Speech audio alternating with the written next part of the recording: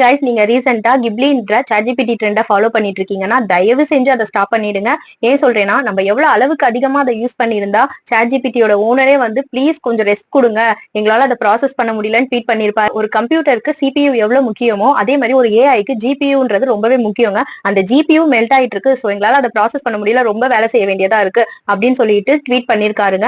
And அதுக்காக ஒரு நாளைக்கு 3 தடவை தான் உங்க போட்டோவை நீங்க ஜென்ரேட் பண்ண முடியும். அதுக்கு மேல நீங்க ஜென்ரேட் பண்றதா இருந்தா டெம்பரரியா சில அமௌண்ட் பே பண்ற மாதிரி இருக்கும். இன்னொரு ரீசன் வந்து என்ன பாத்தீங்கன்னா, நீங்க எல்லாருமே உங்களோட பாய் ஃப்ரெண்ட் கேர்ள் ஃப்ரெண்ட் போட்டோவை அனிமே ஃபார்மேட்ல அப்லோட் பண்ணிட்டு இருக்கீங்க. சோ அது ரொம்பவே சேஃப்னு நினைச்சிட்டு இருக்கீங்க, யாருக்கும் தெரியாதுன்னு நினைக்கிறீங்க. ஆனா நீங்க ChatGPTல ஒரு போட்டோவை போட்டு ஜென்ரேட் பண்ணும்போது அது உங்க எல்லா டேட்டாவுமே ஸ்டோர் பண்ண மாட்டேன்னு சொல்லியிருந்தாலுமே அதுல நீங்க போடுற எல்லா டேட்டாவுமே ஸ்டோர் ஆகி தான் இருக்கும். சோ ஈஸியா வந்து ஒரு அனிமே ஃபார்மேட்ல இருக்க ஒரு போட்டோவை ஒரிஜினல் ஃபார்மேட்டுக்கு ஈஸியா எடுத்துட்டு வந்துட முடியும். சோ அது நீங்க சேஃப்னு நினைச்சிட்டு இருக்கிறது ரொம்பவே ராங்கான ஒரு விஷயம். இது வரைக்கும் நான் கிப்லி யூஸ் பண்ணி ஒரு போட்டோ கூட ஜென்ரேட் பண்ணல. சோ அதே மாதிரி நீங்களும் பண்ணதில்லை அண்ட் இதுக்கப்புறம் நான் பண்ண மாட்டேன்னு நினைச்சீங்கன்னா ப்ளீஸ் ஒரு லைக் கொடுத்துருங்க.